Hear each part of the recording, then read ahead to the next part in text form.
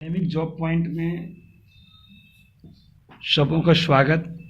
जो भी लोग पारा टीचर आकलन, जेटेट, सीटेट इत्यादि की तैयारी कर रहे हैं उन एवं विभिन्न प्रतियोगिता परीक्षाओं की भी तैयारी कर रहे हैं, उनके लिए डायनेमिक जॉब पॉइंट आज आप लोगों के लिए जो वीडियो अपलोड मेरे द्वारा किया जा रहा है, मैं मनोज सर आप लोगों का तहे दिल से हार्दिक अभिनंदन करता हूं, स्वागत करता हूं और गुड इवनिंग।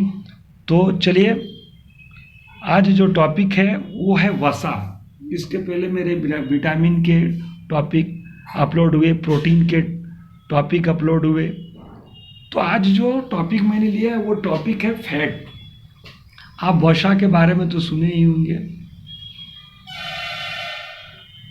वसा, तो वसा क्या है?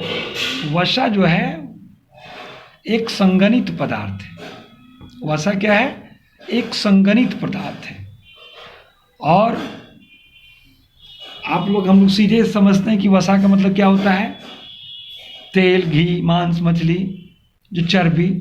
तो वसा क्या है? वसा के बारे में विज्ञान की भाषा में समझना पड़ेगा। यह एक संगनित पदार्थ है और यह शरीर को ऊर्जा प्रदान करती है। शरीर को वसा क्या करती है? ऊर्जा प्रदान करती है, एनर्जी। शरीर को एनर्जी प्रदान करती है। कोई भी वसा जो है हमारे शरीर को क्या प्रदान करती है? ऊर्जा प्रदान करती है। साथ ही 1 ग्राम वसा में 9 कैलोरीज ऊर्जा की प्राप्ति होती है।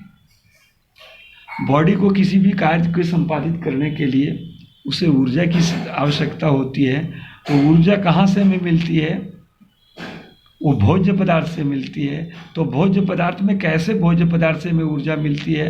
तो अगर आप वसा का सेवन करते हैं तो वसा से हमें ऊर्जा मिलती है। हमें क्या शरीर में ऊर्जा मिलती है, ठीक है। तो 1 ग्राम वसा में, ऐसा कभी प्रश्न आ जाते हैं कि 1 ग्राम वसा में कितने कैलोरीज ऊर्जा होती है? तो 1 ग्राम वसा में कितने कैलोरीज? 9 कैलोरीज ऊर्जा होती है। कभी कभी हम लोग हमारे शरीर में वसा की कमी हो जाती है। फैट्स की कमी अगर शरीर में हो जाती है तो क्या क्या होता है? हमारे शरीर में क्या कमी होती है? शरीर का वजन कम होना। शरीर का वजन कम होना। अगर फैट्स की मात्रा हमारे मनुष्य शरीर में, ह्यूमन बॉडी में अगर कम हो जाए तो क्या हो जाता है? शरीर का वजन कम हो जाता है। क्या हो जाता है भाई?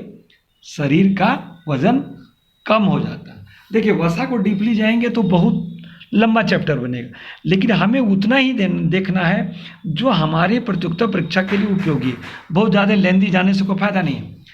अब है कि और दूसरा चीज़ क्या हो जाता है? त्वचा रूखी हो जाती है। आपका जो स्किन, मनुष्य शरीर का जो स्किन है वो क्या हो जाता है? रूखा हो जाता है, रूखा, खुरदुरा हो जाता है एवं शारीरिक विकास अवरुद्ध हो जाता है। अगर आप वसा का प्रयोग नहीं करते हैं, वसा की कमी हमारे शरीर में हो जाती है तो क्या हो जाता है? सबसे पहले हमने क्या देखा? वसा एक संगनित पदार्थ है। यह शरीर को ऊर्जा प्रदान करता है। 1 ग्राम वसा में 9 कैलोरी ऊर्जा प्राप्त की जाती है। वसा की कमी से हमारे शरीर का वजन घट जाता है, त्वचा रूखी हो जाती है, शारीरिक विकास अवरुद्ध हो जाता है। ये सब चीज़ें हमारे शरीर में आ जाती है। अब है क्या? Source of fats. हम लोग तो भाई हमारे शरीर को जब ऊर्जा मिलती है तो ये निश्चित रूप से सवाल आता है कि ताकि वसा से अगर ऊर्जा मिलती है तो कौन से भोज्य पदार्थ में वसा जो है उपलब्ध है? तो इन चीज़ों को तो हमें देखना ही पड़ेगा, कहाँ से हमें प्राप्त होगा, तभी हम तो वैसे भोज्य पदार्थ का उपयोग करेंगे। तो सोर्स ऑफ फैट्स वसा के स्रोत। हम प्रतिदिन भोजन में प्रयोग करते हैं तो वसा का प्रयोग करते हैं। आप देख रहे हैं, चाहे वो मांस के रूप में आप प्रयोग करते हैं या मछली के रूप में या मूंगफली के तेल के रूप में या नारियल तेल के रूप में या घी इत्यादि के रूप में वसा का प्रयोग करते हैं। वसा चाहे भोजन पदार्थ में मीट सेवन करें, फिश मछली सेवन करें, मूंगफली का तेल करें, नारियल का तेल, घी इत्यादि करें, कुछ भी अगर हम भोजन करते हैं तो ये क्या होता है कि इसमें हमें वसा प्राप्त होती है। चलिए अब लंबा वीडियो न करते हुए मैं आगे बढ़ता हूँ। इसका कार्य क्या है? वसा का कार्य हमारे शरीर के अंदर क्या होता है? तो वसा का कार्य है तो त्वचा के अंदर हमारे जो स्किन होती है के अंदर उपस्थित वसा जो होता है, हमारे स्किन के अंदर का जो अंतः में उपस्थित जो वसा होता है, ऊष्मा के क्षय को रोकती है। वो क्या करती है? ऊष्मा के क्षय को रोकती है। ऊष्मा का जो क्षय होता है उसको रोकती है। साथ ही साथ शरीर के ताप को स्थिर रखती है। हमारे बॉडी के टेम्परेचर, बॉडी का जो टेम्परेचर होता है उसको स्थिर रखती है। शरीर के ताप को स्थिर रखती है वसा। क्या करती है भाई? शरीर के ताप को वह स्थिर रखती है। तो स्थिर रखने का काम करता है कौन? वसा करता है। वसा करता है। अब है क्या? यह विभिन्न अंगों, अगला, यह विभिन्न अंगों को चोट लगने से भी बचाती है। अब विभिन्न अंगों को चोट लगने से भी बचाती है। हमारे अंग में जो चोट लगते हैं उससे भी बचाती है। अब प्रोटीन की कमी पर,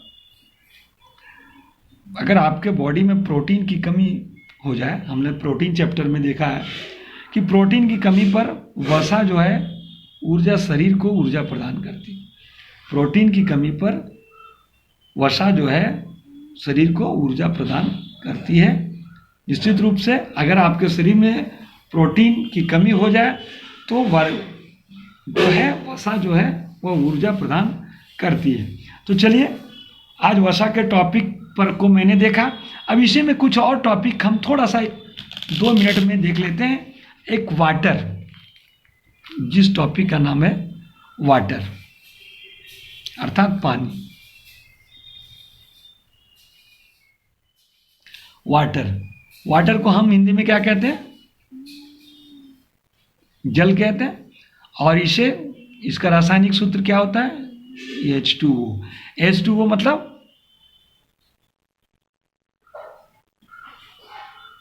हाइड्रोजन 2 भाग और ऑक्सीजन 1 भाग। ऑक्सीजन क्या है? 1 भाग। ऑक्सीजन क्या होता है भाई? 1 भाग। इसको H2O कहते हैं।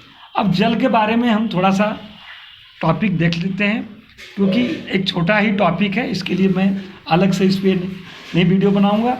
शरीर के सभी रासायनिक क्रियाएं जल से संचालित होती है। मनुष्य जो ह्यूमन बॉडी है, ह्यूमन बॉडी या इसको कहते हैं शरीर,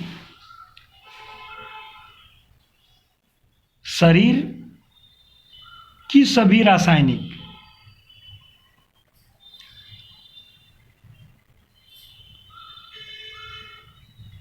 शरीर की सभी रासायनिक क्रियाएं, शरीर की सभी रासायनिक क्रियाएं जल से ही संचालित होती है। किससे होती है? जल से ही संचालित होती है।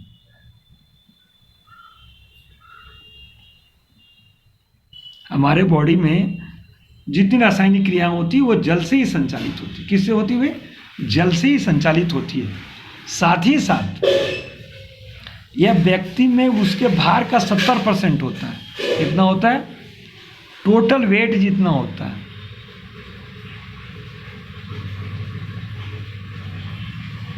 70%। मनुष्य के शरीर का जो भाग का 70% होता है वो जल होता है। जल होता है। कितना होता है? आपके वजन का 70% जो है वो जल होता है। और तीसरा, एक स्वस्थ मनुष्य प्रतिदिन, अगर आप अपने बॉडी में जल की मात्रा अगर प्राप्त बनाए रखना चाहते हैं तो एक व्यक्ति को प्रतिदिन 4 से 5 लीटर पानी पीना चाहिए। कितना चाहिए? 4 टू हमें पीना चाहिए। 4 से 5 लीटर पानी पीना चाहिए। 4 से 5 लीटर पानी हमें पीना चाहिए।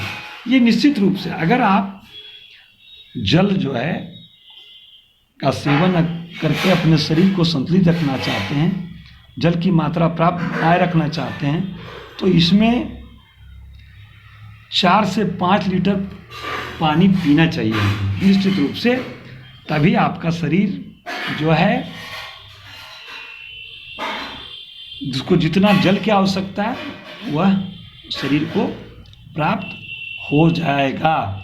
ठीक है, ये पानी में हमने देखा 3 पार्ट देख लिया। जल क्या है, यह ह्यूमन बॉडी में रासायनिक क्रिया जल द्वारा संचालित होती है।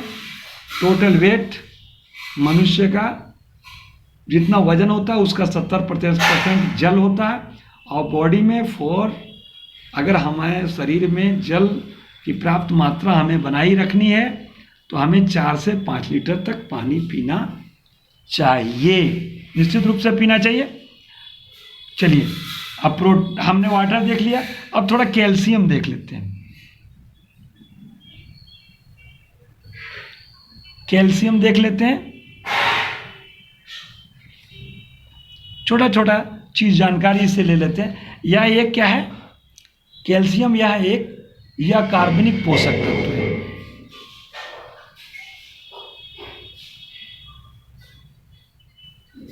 यह कार्बनिक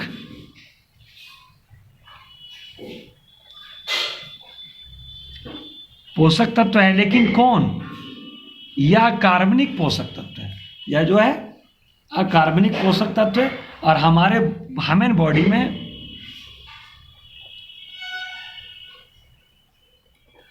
बॉडी में ये बोन्स, हड्डी का निर्माण में दांतों का निर्माण करता है। बोन्स का निर्माण, दांतों का निर्माण,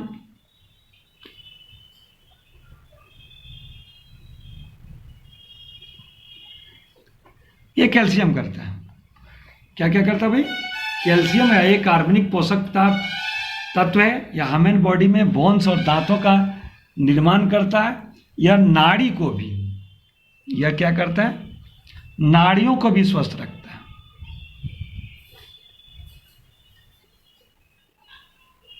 क्या करता है, नाड़ियों को भी स्वस्थ रखता है।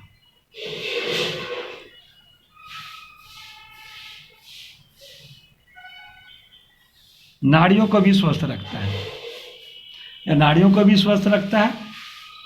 साथ ही साथ हृदय धड़कन को संचालित करता है, हार्ट बीट।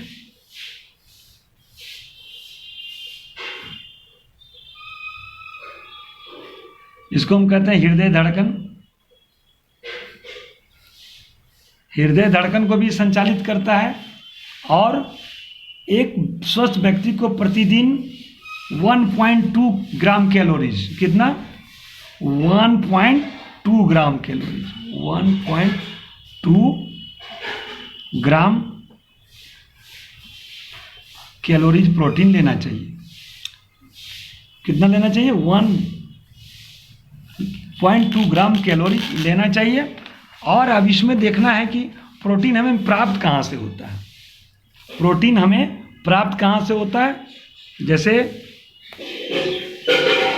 दूध, हरी सब्जियां, कहाँ होती, हरी सब्जियां, हरी क्या सब्जियां, जिसको ग्रीन वेजिटेबल, मक्का, बाजरा इत्यादि, बाजरा, यह सबसे हमें कैल्शियम प्राप्त होता है इत्यादि। इसकी कमी से, अगर इसकी कमी हो जाए कैल्शियम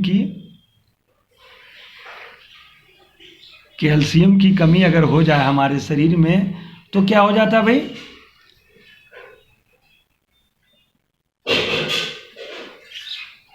की कमी से क्या हो जाता है, हमारा हड्डी कमजोर हो जाएगा। क्या हो जाता है, हड्डी का विकास रुक जाता है।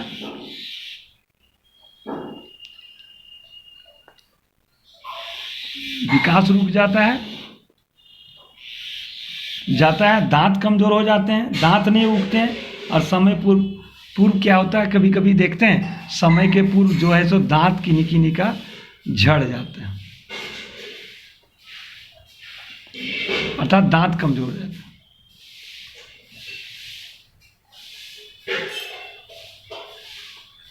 जाता है। चलिए, बहुत बहुत धन्यवाद। आज मेरा एक प्रयास था, हमें लगा कि टॉपिक छोटा सा, जिसमें मैंने वसा के बारे में चर्चा कर दिया, जल के बारे में भी मैंने चर्चा कर लिया, और कैल्शियम के भी बारे में चर्चा मैंने कर लिया।